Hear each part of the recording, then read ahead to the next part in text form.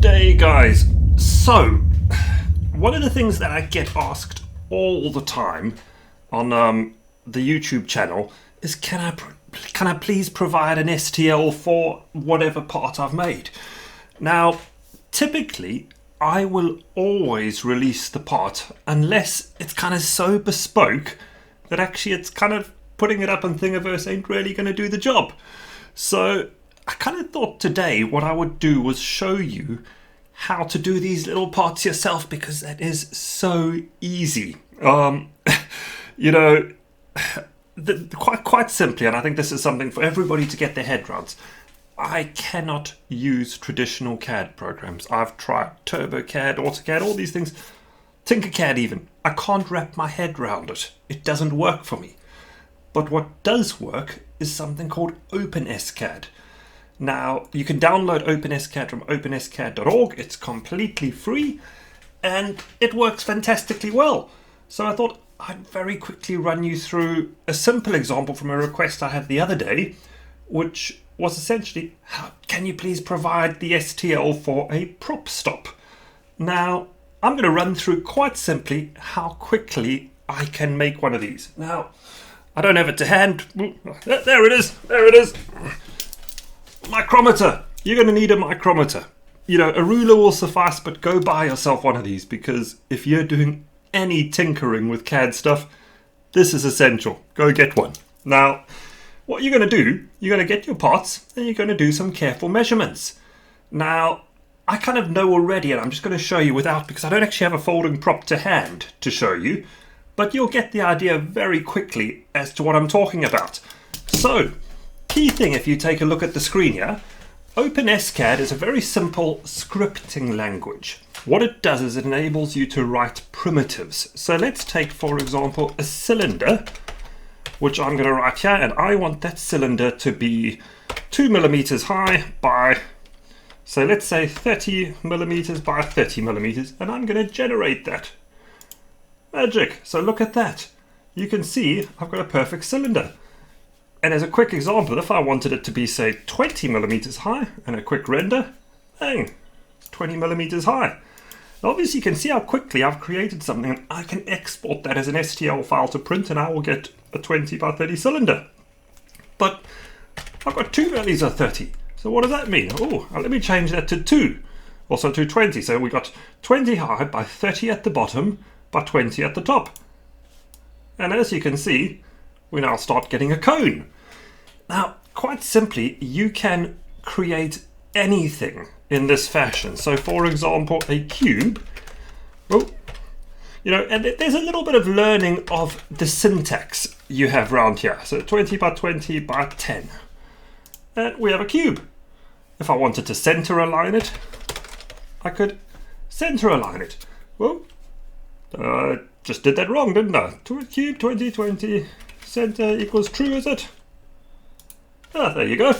So you see, even I don't remember these all off the top of my head, but I've coded with it enough that I can generate most things quite quickly. Now, the reality is on openscad.org, there is a huge wealth of resources on how to use this software and example scripts. And you know what? The truth is, it gets very, you know, for the very mathematically brained, you can produce anything. But for what we're trying to do here, just simple primitives. So let's start. What does a prop stop do? We're going to have a cylinder, because the center of the hub is a cylinder, and we will probably be 1 millimeter high. And let's, for sake of argument, say I had a prop that was 20, well, I'll do 10 by 10. You know, we'll form this as it goes along. Right, we have a circle. Now, there's the part where the axis goes through, you know, the motor shaft. So I can do something called a difference. And to give you an idea, a difference basically takes away from the previous object. So if I did a difference over here of exactly the same, different cylinder, there we go. It's actually not going to show anything because there's really nothing to show, but let me do a 5 here. So a 5 and a 5, I should get a hole. There you go. So you can see there's actually a hole over there. Now, you'll notice it's a little bit funny, and the reason is what I've taken away is exactly the same, and I'm kind of got faces butting up. It actually helps to move an object. So if I raise this to be 5 high that I was taking away. You can see the top disappeared. And there's a lovely command called translate, which can move an object. So what I'm going to do is move this down 1 millimeter. Boom, there you go. So now we've got a circle, which is the center of the hub. Now, do you remember a few minutes ago I had the simple square that I created? Well, what's prop stop? We've got a cube, and I'm going to, based on your micrometer measurements, because you want to use this to get the positions exactly right, and this is trial and error, you'll probably do 5 or 6 prints to get it right. You're going to say, let's say this is 50 millimeters long by 10 wide by 1 high. And, oh, you see now that's gone to the center of the screen. That's not what we want. In fact, I've also gone too high, so I'll correct that to 1. The problem is that's in completely the wrong position. But do you remember I said there was a center equals true? Comma, center equals true. If I could type properly. Look at that. But what's gone on? Look. You see how it's gone all off and funny there?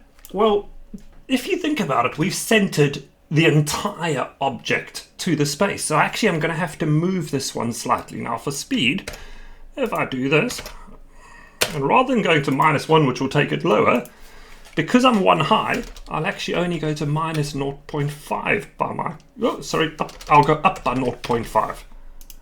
There you go.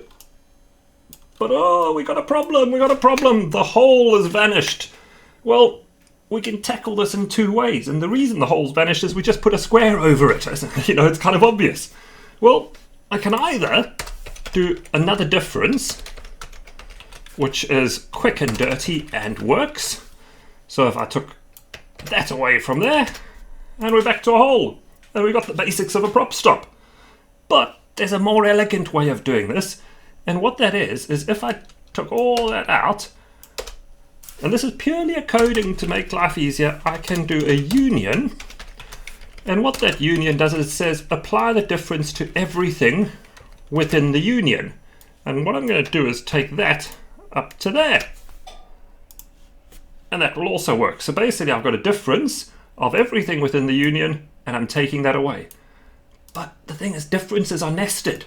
Okay, and you can start seeing I get excited about this, because I could do a secondary difference, and I'm going to say, let's do this here. In fact, we'll do that at a 7 high. And magic thing, if you're getting lost, put a hash in front of it and you can see what that object is. And I'm going to translate that 10 to the side. And look at that. So now I can take a chunk out of it. Obviously, in the case of a prop stop, I've got no interest in taking a chunk out, but it just serves to show you what you can do. And, Openscad gets very, very capable at this point. To give you an idea, if, for example, on this design, I actually wanted an angle from there to the end of the circle, I could do something called a hull. And hulls, I use them a lot in my designs. And what it does, and you'll see the end result here, it instantly joined it, because it took 2 objects and made them into 1 with the lines joined between it. And you can kind of use this to build up a lot of different complicated objects. And, for all those simple things, you're after something to hold an SMA adapter on your foam plane. Well, you create a plate, you put a hole in it, and you do a little vertical bar to bury into the foam, and it's done. It's, so often I will design stuff, never even bother saving the file, because it takes like this 5 minutes, and there it is. And then you can generate, print it, tweak it. 2 or 3 printouts later, I've got the one-off part. I move on. So, you know what, guys? That's the basics of a prop stop. The only thing else worth adding, you'll notice on here you got these little lines. You can actually increase the resolution with an Openscad by doing $fineness is equal to, say, 100. And that will double the resolution. You'll see that curve just got a whole lot smoother. The downside, obviously, is that the finer the resolution, the slower the rendering. Now, the last and most important thing, once you've done this, you have to save it. So first thing, you're going to generate it into a 3D model, which has rendered it, and then we can export it as an STL, and off we go. Prop stop. Done. I have an STL. And I can go print that and it will just work. So there you have it, guys. The basics, the fundamentals of Openscad. It is so quick and simple, and I really, everybody should spend just a day or two, have a fiddle with Openscad, because it is so quick and easy to produce this sort of stuff. It does everything you want. I love it. I use it all the time. And, well, I highly recommend it. Anyway, chaps, enjoy, have fun.